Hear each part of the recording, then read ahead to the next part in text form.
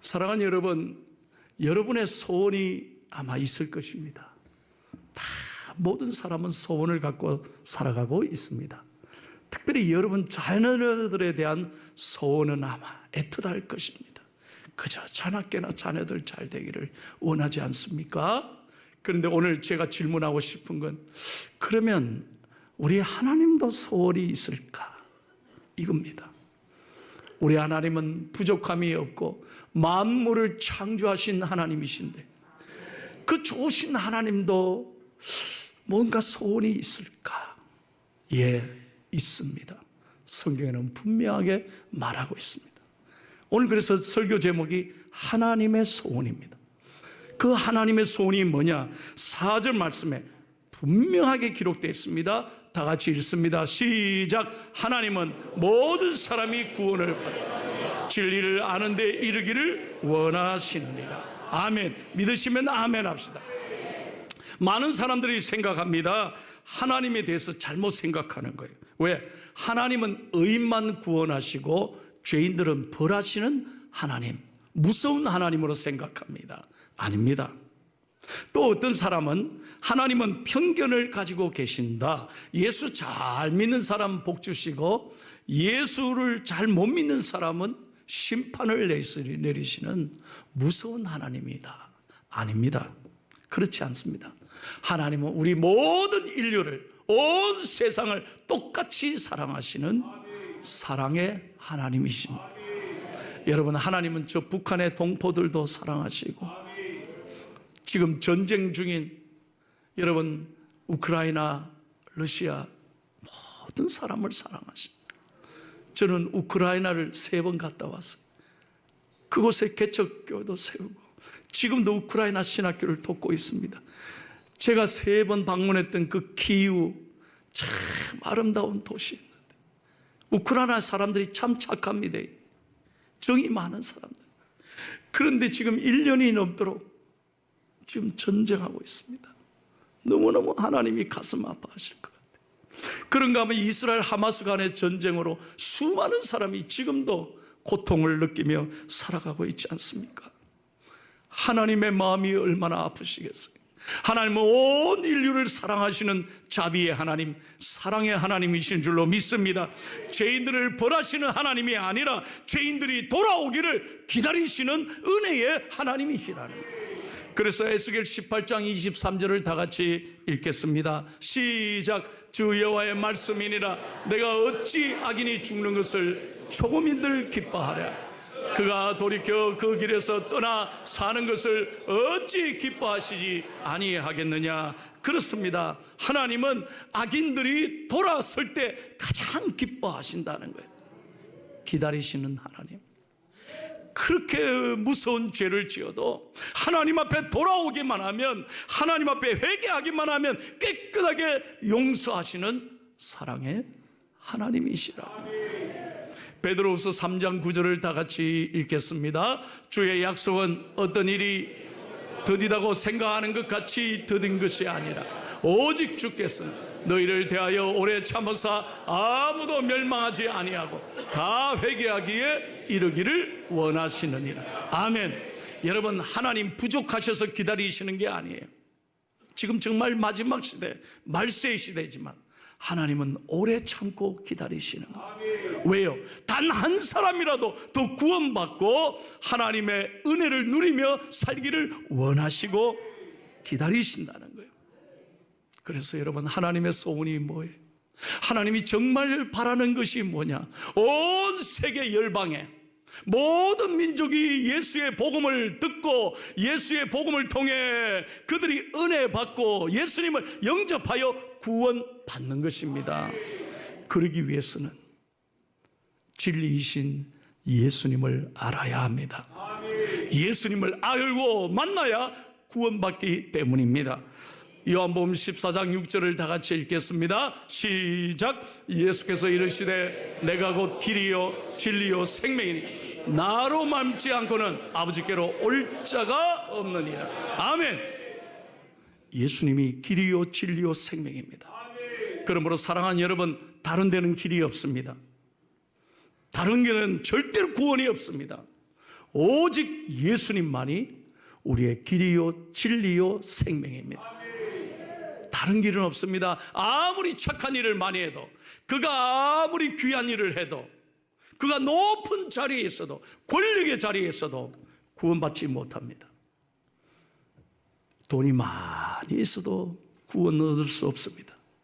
그가 아무리 인기 있는 스타라도, 여러분 아무리 잘생기고 이뻐도 구원받지 못해요. 오직 예수 믿어야 구원받는 것입니다. 저는 중학교 3학년 때 교회를 처음 갔어요. 그때 배운 노래 지금도 잊을 수 없어요.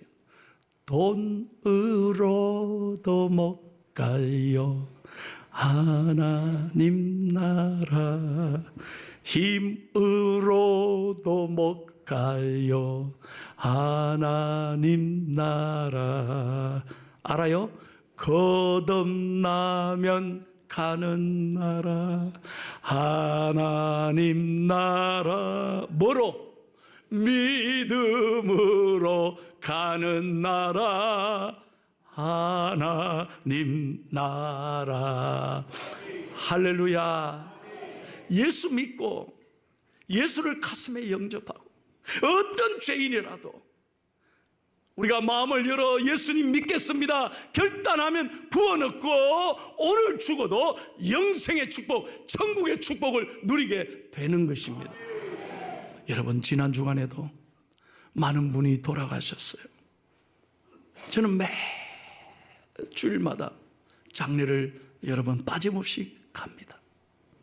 세상에 60대 젊은 집사님이 갑자기 인사도 못하고 갑자기 심장마비로 돌아가셔서 너무너무 가슴 아파. 오늘 좀 전에 2부 예배 남편과 서울에 사는 딸들이 다 가정에 와서 저한테 인사했어요. 여러분, 인생이 아무것도 아닙니다. 인사할 시간이 없습니다. 뭐 기다려줍니까? 아니요. 갑자기 하나님 부르시면 모든 것 두고 떠나는 게 인생이에요. 얼마나 인생이 짧고 얼마나 허무한지 몰라요. 그런데 오늘 남편이 와서 그래요. 울면서 그래요. 목사님, 우리 집사람은 예수밖에 몰랐습니다. 새벽 3시 반 되면 일어나서 씻고 기도하고 새벽 기도 가고 믿음으로 살았습니다. 그런데 이렇게 갑자기 떠나가니 얼마나 허무한지 모른다고. 만약 예수 안 믿었다면 어떻게 했겠느냐. 반드시 천국에서 만날 줄로 자기가 믿으니까 하나도 자기 걱정하지 않는데, 그럼 저한테 그래요. 목사님, 제가 교회 잘 나오겠습니다. 제 집사람의 자리를 제가 꼭 지키겠습니다. 내가 그게 은혜가 되더라고요. 왜? 천국에서 다시 만날 것이기 때문에. 여러분, 오늘 그 손자들을 데리고 왔는데 제가 손자들이 기도하면서 그랬어요. 걱정하지 마라. 너 할머니가 이제는 천국에서 너희들을 위해 기도할 거다. 여러분 중에 사랑하는 부모님을 먼저 보내셨습니까?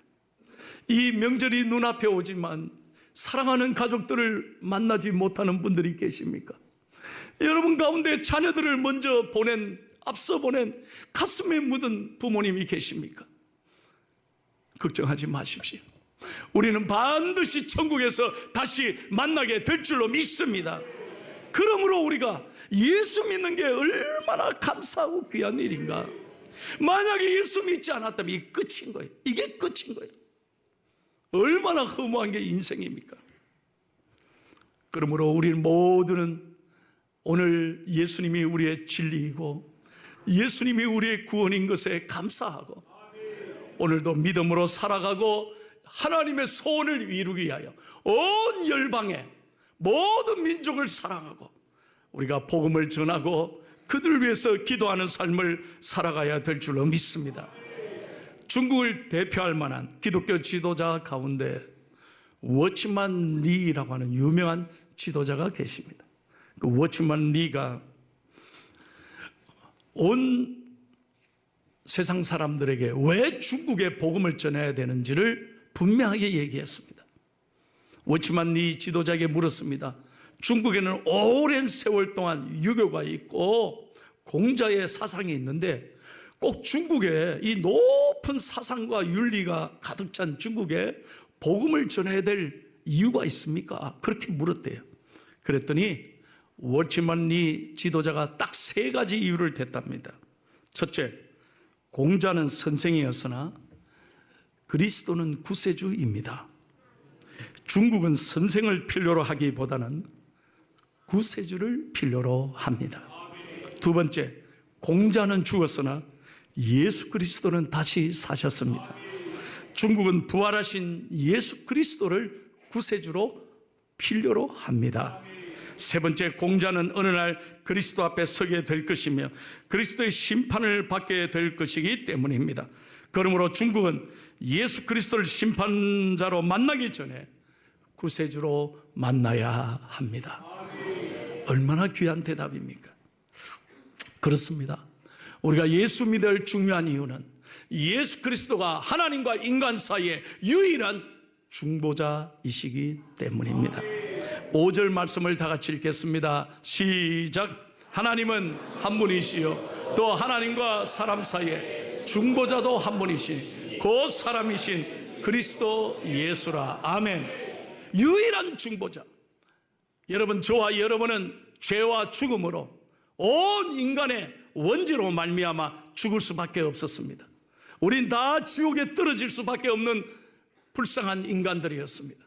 우리 힘으로 스스로 구원을 이룰 수 없었습니다. 그런데 하나님께서는 친히 그 아들 예수 그리스도를 이 땅에 인간으로 보내주셔서 예수 그리스도가 중보자로 모든 우리의 죄와 죽음과 허물을 대신 짊어지심으로 우리가 예수 믿으면 구원받는 것입니다. 이것이 기독교, 이것이 복음입니다. 우리의 모든 중보자 되시는 예수님. 그래서 십자가를 바라보십시오. 우리의 눈물을, 고통을, 아픔을, 배신을, 우리의 모든 죄를 대신 짊어지시고 십자가에 죽으신 예수를 바라볼 때 여기에 구원이 있는 것입니다.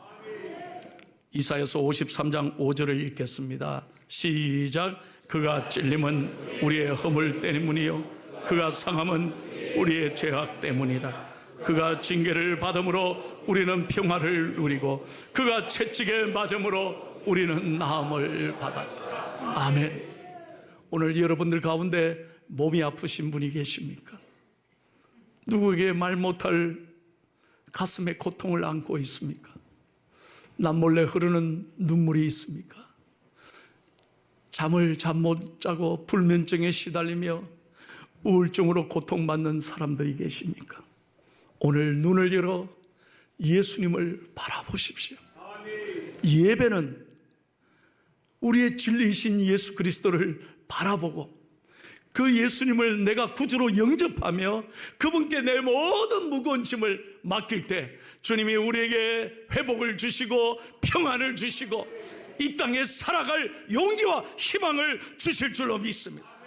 우리가 어떤 연약함에도 쓰러지지 않을 것은 주께서 우리와 함께 하시기 때문입니다. 여러분, 사도 베드로를 잘 아시죠? 예수님이 가장 가까이서 사랑했던 수제자입니다. 그는 언제나 당당했습니다. 예수님 앞에 자신 있게 말했습니다. 예수여, 다른 사람은 다 모를지라도 나는 절대로 예수님을 버리지 않겠습니다. 그때 예수님이 뭐라 그랬습니까? 베드로야, 너는 닭 울기 전에 3번 나를 부인하리라. 예? 내가 부인한다고요? 천만의 만만의 말씀입니다. 그는 코웃음 쳤습니다. 그런데 여러분, 예수님이 십자가를 지시고 우리를 위하여 고통을 담당하셨을 때 베드로는 어느 날 어느 순간부터 예수님과 멀어지기 시작했습니다. 예수님이 고통을 받는 현장에 베드로는 멀리 떨어져 있었습니다. 여러분 잘 들어요. 멀리 떨어지는 순간부터 시험 받아요. 여러분, 어느 날 교회를 하나님과 거리가 멀리 떨어질 때 그때부터 여러분 시험이 찾아옵니다. 사람도 마찬가지입니다. 어느 날 가깝다가 멀리 거리를 두기 시작하면 그 안에 바람이 들어오고 시험이 들어오는 거예요. 그래서 베드로가 어떻게 했습니까? 멀찍이 따라가다가 주위에서 야 너도 예수와 한 패지 하니까 그 순간 부인해 버리는 거예요. 아닙니다, 아닙니다. 나 예수를 모릅니다. 나중에는 3번이나 저주하며 부인했습니다. 그때 닭이 울었습니다. 새벽이 왔습니다. 그때 예수의 말씀이 생각나자 그는 밖에 나가 통곡하며 회개했습니다. 그런 다음에 하나님의 은혜로 그는 하나님 앞에 눈물로 회개한 다음에 그의 일생을 로마에서 끝까지 남아서 복음을 전하다가 마침내 순교를 당했습니다. 베드로도 십자가의 처형을 받았습니다. 베드로는 어떻게 죽었는지 아십니까? 그는 마지막에 예수님처럼 똑바로 달려 죽은 게 아니라 거꾸로 매달려 죽었다고 합니다. 왜? 나는 예수님에 비하면 아무것도 아니기 때문에. 나와 같이 못난 사람을, 나와 같은 이 배신자를 하나님이 너무너무 사랑하셨기에 그는 눈물로 회개하며 그의 일생을 복음을 위해 바쳤던 것입니다. 시편 116편 12절 말씀을 마지막으로 다 함께 읽겠습니다. 시작.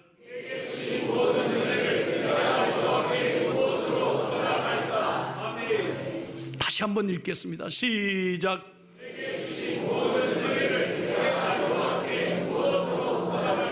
그렇습니다.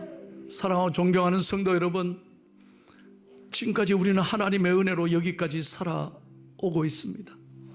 모든 것이 하나님의 은혜입니다. 생각해 보십시오. 내가 이 자리에 있는 게 내 힘으로 있는 게 아니에요. 하나님의 은혜입니다. 저는 40살에 미국에서 담임 목사가 돼서 12년 동안 죽도록 고생했습니다. 미국의 큰 교회를 제가 사고 이제 좀 고생을 덜 하나 그래 싶었는데 한 번도 생각해 보지 않은 포항중앙교회 장로님 7분이 10년 전에 저를 찾아왔습니다. 왜 저를 만나러 왔나 이곳까지 궁금했습니다. 귀한 장로님들이셨습니다. 저한테 몇 가지 묻지도 않고 저한테 프로포즈 했습니다. 포항중앙교회 오시겠습니까? 참 감사하기도 하고 가슴도 아팠습니다. 예, 제가 기도하겠습니다 하고 헤어졌습니다. 차를 타고 돌아오는 길에 눈물이 났습니다. 첫째는 이 교인들을, 우리 교인들을 어떻게 12년 동안 정들은 교인들을 어떻게 두고 오겠느냐 하는 거예요. 그리고 두 아이들을 어떻게 두고 오겠나, 이거 놔두고 오는 게 쉽지 않았습니다. 그런데 중앙교회에 와서 딱 처음으로 홈페이지에 들어가 보니 제 가슴을 울리는 말이 있었습니다. 오늘은 포항중앙, 내일은 뭐요? 내가 이 말에 가슴이 뛰었습니다. 아, 하나님이 그래서 나를 부르는구나. 하나님, 세계 중앙을 위해서, 세계 선교를 위해서, 하나님의 소원을 위해서 저를 부른다면 다 두고 가겠습니다. 그리고 오라 하는 순간에 저는 비행기 티켓 끊고 왔습니다. 제가 비행기 안에서 집사람하고 한없이 울면서 이 찬송이 생각났습니다.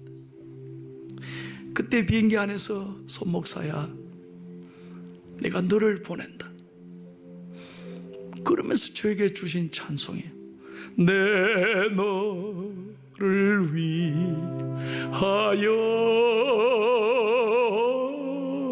몸 버려 피 흘려 내 죄를 속하여